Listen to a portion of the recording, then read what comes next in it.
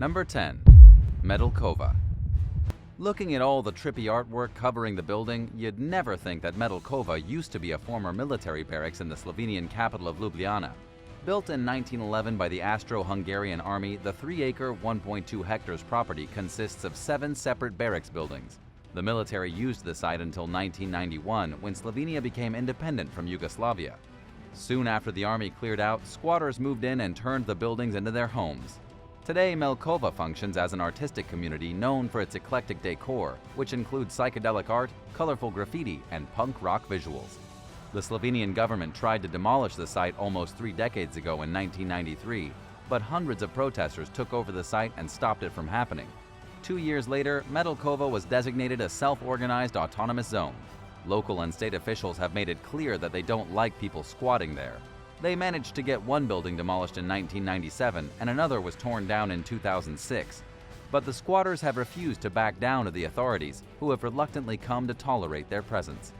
METELKOVA still has no legal status, but it's legitimately connected to the city's water and power supply and became a National Cultural Heritage Site in 2005.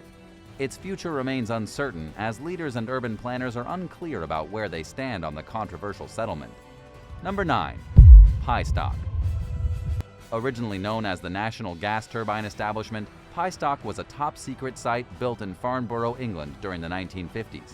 Equipped with custom test facilities, it's quickly become the world's leading research establishment for gas turbines and jet engines. It's here that the British government tested its Navy's gas turbines and examined engines seized from the Soviet Union. The site employed around 160 people when it peaked in 1973, making it the largest test facility of its kind throughout Europe and perhaps even the world. PYESTOCK became less necessary after the turn of the millennium as technology enabled researchers to simulate tests using computers. It slowly emptied out and was shut down in 2000 to make way for a planned housing development. The equipment was left in place, serving as an eerie time capsule of what was once upon a time one of the most important government sites in Britain. As they sat unused, the outdated buildings and equipment fell into decay and they were slated for demolition.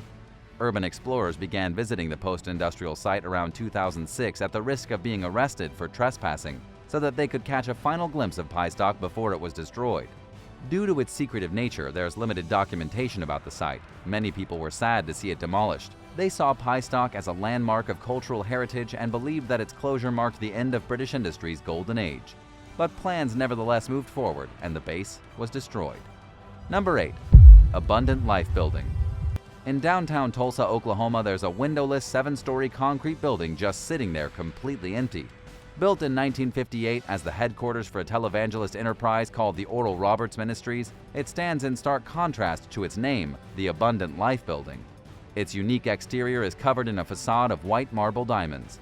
The structure was commissioned by a controversial preacher named Oral Roberts. He named it after a passage in the Bible that inspired his sermons, which taught that God wants to bless people with prosperity. Roberts wanted the building to have an ultra-modern and futuristic feel. With the advent of new technologies like central air and fluorescent lighting, he felt that windows were unnecessary. The walls were painted bright colors as a substitute for natural light. The Abundant Life Building housed a television studio, an auditorium, a banquet hall, and a mail processing center for the millions of dollars of donations that the ministry received. In the mid-1960s, just a handful of years after being built, Roberts relocated his headquarters elsewhere. The building changed hands several times thereafter and has been vacant since the 1980s. In 2019, workers removed the marble diamonds from the outside after they began falling off and became a safety hazard. The Abundant Life Building's future remains uncertain. There are currently no redevelopment plans and some locals are fighting to preserve it as a historic structure. Number 7. PRAIRIE Observatory. Walnut Point State Park in Oakland, Illinois is home to a remote trail leading to an abandoned observatory. It was built during the 1960s as a place for astronomers from the University of Illinois to get a view of the dark night sky, uninterrupted by light pollution. The structure consisted of a dome measuring 40 feet, 12.2 meters in diameter, and an attached apartment for scientists to stay in. It was abandoned in 1981 after only being used for 11 years. The telescope was removed and is still used by the Champaign-Urbana Astronomical Society, but the building is still there. Today, the observatory is overgrown with nature, decaying and covered in graffiti, giving it a post-apocalyptic feel. It's a popular attraction among urban explorers seeking destinations that are off the beaten path. Going inside is strictly forbidden, but visitors are welcome to view it from the outside. The building was listed on the National Register of Historic Places in 1986. A few years later, it became a National Historic Landmark. Would you like to put on your urban exploring cap and check this place out? Let us know in the comments below, and if you're liking this video, be sure to hit the thumbs up and subscribe buttons if you haven't already. Number 6. MOXIE Bottle House. MOXIE is a soft drink that was developed in Maine in 1876 as an elixir to prevent paralysis, nervousness, insomnia, and softening of brain tissue. It eventually became a popular fountain beverage that people either love or hate, owing to its bittersweet taste. Have you ever tried it? In 1906, the company's promotions department built the 32-foot-tall MOXIE Bottle House to use as a stand at the New England Food Fair. It traveled for several years after the fair, even making a pit stop at the famous Luna Park in Coney Island. After that, it spent a decade at the Pine Island Amusement Park in New Hampshire.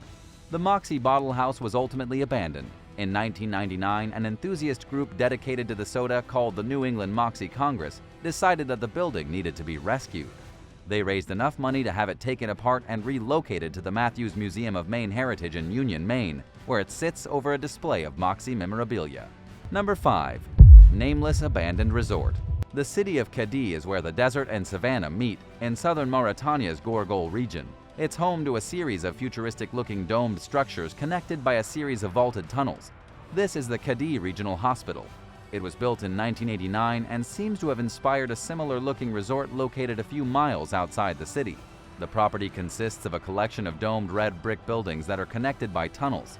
Each building has 1 or 2 glassless windows with shutters, as well as a 3 to 4 inch thick skylight that lets natural light in. The structures stay cool inside all day long despite the harsh, dry heat that plagues the region. The resort reportedly closed in 2017, yet nobody seems to know what it was called, and information about it is pretty scarce. A family that lives across the street keeps watch over the property, according to Atlas Obscura, yet they don't know much about it, or at least that's what they keep saying. The mysterious deserted site is fenced off, but the family will show visitors how to get in exchange for a small tip. Number 4. Winchester Mystery House. Sarah Winchester was an incredibly wealthy widow who became convinced that she was cursed after her husband's death in 1881. Convinced that moving was the only way to rid herself of the curse, she moved from New Haven, Connecticut to San Jose, California, where she bought an unfurnished farmhouse. She hired workers to expand the house and told them to build day and night. Sarah didn't hire an architect and had no real plan. All she knew was that she never wanted construction to stop. Building continued for 38 years until her death in 1922. During that time, the house went from being a simple 8-room structure to a 7-story, 160-room mansion with 10,000 windows and 2,000 doors. One door leads directly to a 15-foot, 4.6 meters drop to a garden below.